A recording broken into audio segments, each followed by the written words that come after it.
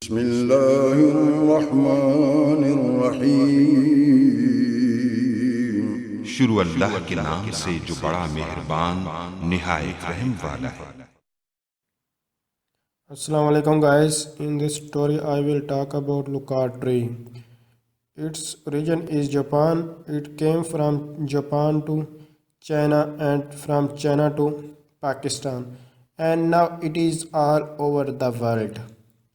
Basically in this tutorial you will see the four stages of Loquat. First of all, you are watching a dry Loquat, then flowering and then fruiting Loquat.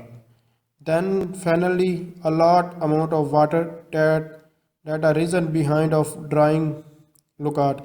So I will suggest you, please don't give a lot amount of water